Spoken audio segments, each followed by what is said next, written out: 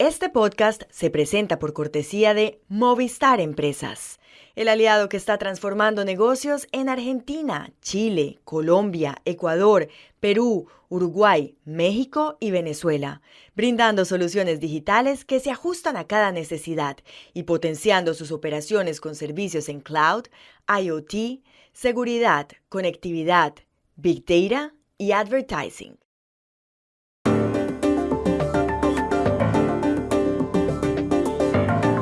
Faltan solo 24 horas para el primer gran debate entre los candidatos a la presidencia de Estados Unidos, Joe Biden y Donald Trump. Las encuestas dan un empate. ¿Cómo se han preparado ellos para este cara a cara? Con la declaratoria de culpabilidad de Julian Assange ante la justicia de Estados Unidos, parece haber terminado la historia de la mayor filtración de documentos de guerra. ¿Qué se puede concluir de todo esto? El turismo estadounidense se ha convertido en un gran dinamizador de la economía del sur de Europa. Portugal, Grecia, Italia y España se están beneficiando. ¿Cómo se vive el fenómeno en Málaga, una ciudad clave? Hola, bienvenidos a Y esto no es todo, el podcast del Georgetown Americas Institute de la Universidad de Georgetown en Washington, D.C. Soy Juan Carlos Iragorri, desde Madrid. Soy Paz Rodríguez Niel desde Buenos Aires. Soy Jorge Espinosa y estoy en Bogotá. Es miércoles 26 de junio y esto es todo lo que usted debería saber hoy.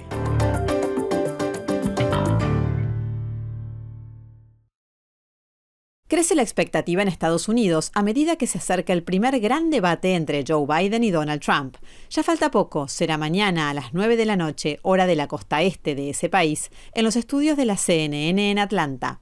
El debate, moderado por los periodistas Jake Tapper y Dana Bash, tendrá una duración de 90 minutos. El micrófono del candidato que no esté en el uso de la palabra permanecerá silenciado. A cada respuesta de un aspirante de máximo 2 minutos podrá responder el otro.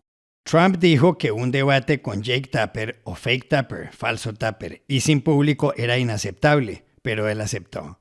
Y Biden pidió recordar lo que Trump dice sobre el muro y sobre suspender la Constitución. Y agregó que todo en Trump es sobre Trump y todo en Biden es sobre el país. Is anybody going to be watching the debate? You know, they made an offer to me that I couldn't accept. They said, let's offer him Jake Tapper, CNN. We'll go Jake Tapper, CNN, fake Tapper. Let's have no audience. Let's have both parties sitting down, and let's have just a sealed room with just the two of them. So that was an offer that nobody would accept. I said, I'll do it. The things he said are off the wall. I want to be a dictator on day one. I want to move in a direction where he talks about, suspending the Constitution. All I have to do is hear what he says, remind people what he says and what I believe, what he believes. He's about him. I'm about the country. El presidente Biden del Partido Demócrata y el expresidente Trump del Partido Republicano debatirán solo una vez más antes de las elecciones del 5 de noviembre. Será el 10 de septiembre en la cadena de televisión ABC. Esta vez, la Comisión Nacional de Debates no tuvo trabajo. A casi 4 meses para los comicios, ¿qué dicen las encuestas? Que cualquier cosa puede pasar. El sondeo de la firma Morning Consult, publicado esta semana, señala que Biden y Trump están empatados. Cada uno recibe el apoyo del 44% de los ciudadanos. ¿Cómo se han preparado para el debate Joe Biden, de 81 años, y Donald Trump, de 78? Llamamos ayer a Washington al corresponsal del diario Reforma, de México, José Díaz Briceño. Sí, son dos estilos fundamentalmente opuestos sobre cómo aproximarse a este debate en Atlanta el jueves. Por un lado, Biden llegará ya a esa ciudad con 7 días de estar encerrado en esta residencia campestre que tienen los presidentes de Estados Unidos en las montañas de Maryland, Camp David. Ahí sabemos Biden habrá hecho preparaciones en un foro construido específicamente para la ocasión por su campaña, con luces, micrófonos, podios, incluso una persona que hace las veces de Trump utilizando sus mismas frases y todos los presuntos ataques que podrían esperarse en el debate. De acuerdo con The New York Times, esta persona es Bob Bauer, quien es el abogado personal del presidente Biden. Ahí también se sabe que el presidente de Estados Unidos está esperando dos tipos de Trumps. Potencialmente un Trump más moderado que busque pues presentar una imagen más de estadista y tratar de no salirse de sus cabales. Pero por otro lado también están corriendo el riesgo de un expresidente Trump que justamente ataque directamente en temas tan sensibles como la situación legal de Hunter Biden, el hijo del presidente de Estados Unidos. Por otro lado, Trump, en un estilo completamente distinto, solo llegará 2 días antes a Mar-a-Lago, su residencia en Florida, para hacer intercambios sobre algunos temas de política y algunos consejos de sus asesores, pero sin hacer una preparación específica de un debate con algún imitador de Biden del otro lado. Hay que decir que Trump ha estado en campaña en distintos estados claves y les ha dicho a algunos reporteros de medios conservadores y al propio público que va a sus mítines que esas preguntas y estas expresiones que les lanzan en sus mítines de campaña son la mejor preparación para este debate. Un expresidente que no cree en los procesos convencionales, eso sí.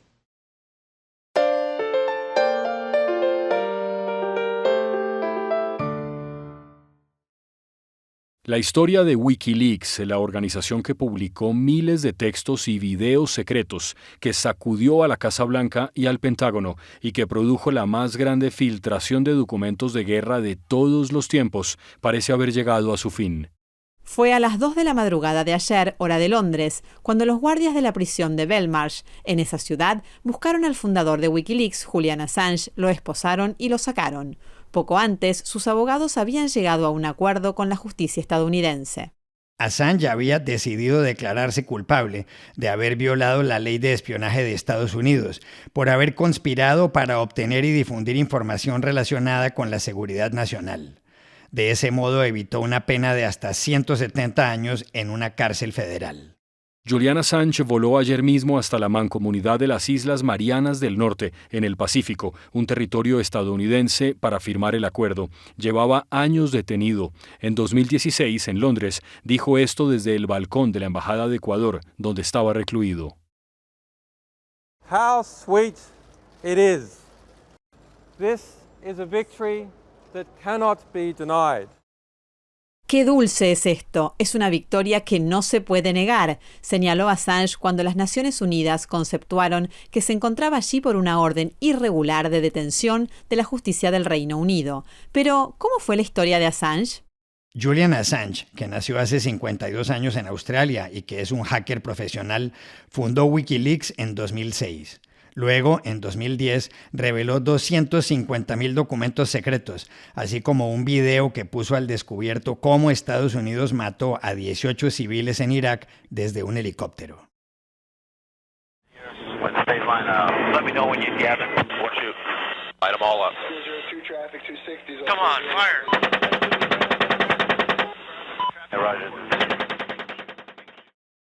Pocos meses después, la justicia sueca expidió una orden de detención contra Assange por un presunto delito de violación. 2 años más tarde, en 2012, el Reino Unido autorizó su extradición, pero él se asiló en la Embajada del Ecuador, cuyo presidente era Rafael Correa.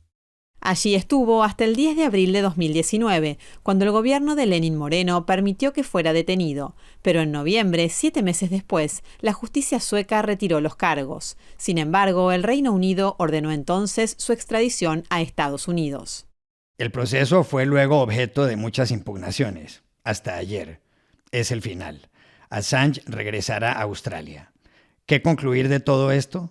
Llamamos a Washington a Pablo Pardo, corresponsal del diario El Mundo, de Madrid, que ha seguido la historia paso a paso. La cuestión más importante en esta lucha legal de 13 años y medio entre el Estado de Estados Unidos y Julian Assange es relativa a una cuestión fundamental en las democracias, la libertad de expresión. Esa es la gran clave.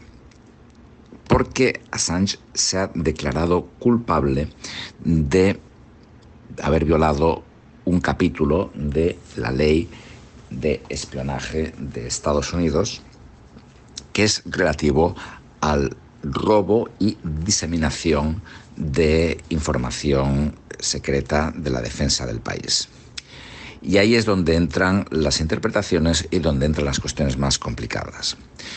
Tradicionalmente, esta disposición, esta ley, se ha empleado en muy pocos casos para filtraciones periodísticas. Se ha empleado en algunos, por ejemplo, en el famoso caso de Daniel Ellsberg con los documentos del Pentágono en 1971, que era una serie de informes clasificados que había hecho un centro de pensamiento, la RAND Organization, para el Pentágono sobre la guerra de Vietnam. Después, 4 décadas más tarde, el gobierno de Barack Obama lo utilizó también para perseguir a la soldado Chelsea Manning, que había precisamente dado información a Wikileaks, la organización que entonces dirigía Julian Assange. Y ahí está la cuestión. Assange se declara culpable de haber conspirado, de haber incentivado, de haber animado a Chelsea Manning a robar esta información. También Assange se declara culpable de haberle facilitado ayuda técnica a Manning para que pudiera entrar en computadoras encriptadas del Pentágono. Bien, eso no es una diferencia importante con el caso de Ellsberg, por ejemplo, ni con el caso de Manning. Pero la cuestión es que Assange también ha diseminado esa información, también la ha distribuido. Y en la sentencia, por lo que sabemos, no en la sentencia, en el acuerdo, por lo que sabemos, Assange admite haber violado ese capítulo de la ley en concreto, con lo cual no solamente haber sustraído la información, sino haberla publicado. ¿Qué significa esto? Esto significa que, al menos en teoría, se abre la posibilidad de que todo aquel periodista que publique información secreta puede ser procesado o perseguido legalmente. Es una cuestión que no queda completamente cerrada todavía, que queda abierta a múltiples interpretaciones, pero que en principio parece una relativa mala noticia para la defensa de la libertad de expresión, o al menos eso creen varias organizaciones periodísticas que han expresado su preocupación por esta aplicación de la ley y por este acuerdo. Otras, por el contrario, han sido más cautas. Así pues, toda la cuestión de Wikileaks parece que va a seguir trayendo muchos más debates en el futuro.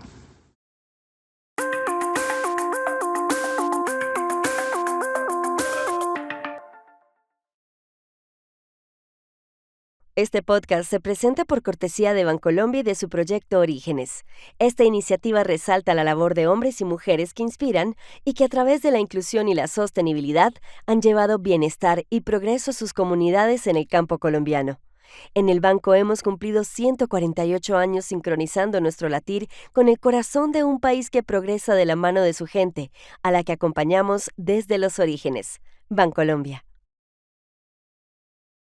Aquí en el sur de Europa es sorprendente la cantidad de estadounidenses que se ven por la calle. Yo llegué a Madrid hace 29 años y jamás había visto tantos, no solo en lugares como la Plaza Mayor o el Parque del Retiro, sino en barrios residenciales como Chamberí o Chamartín.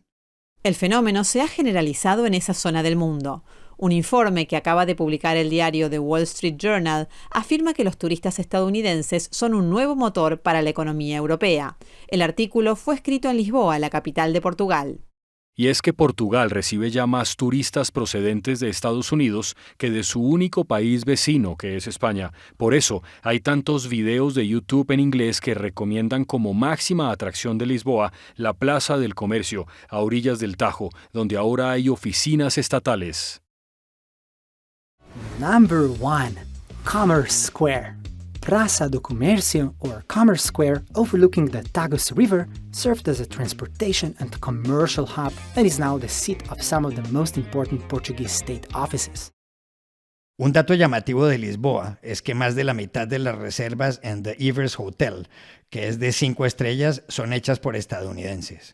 Al fin y al cabo, Portugal, Grecia, Italia y España son responsables de aproximadamente el 40% del crecimiento económico de la Unión Europea.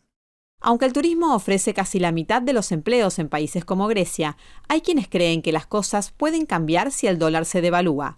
Además, los habitantes de muchas ciudades dicen que los turistas encarecen el costo de vida, dañan cosas y causan congestiones de tráfico.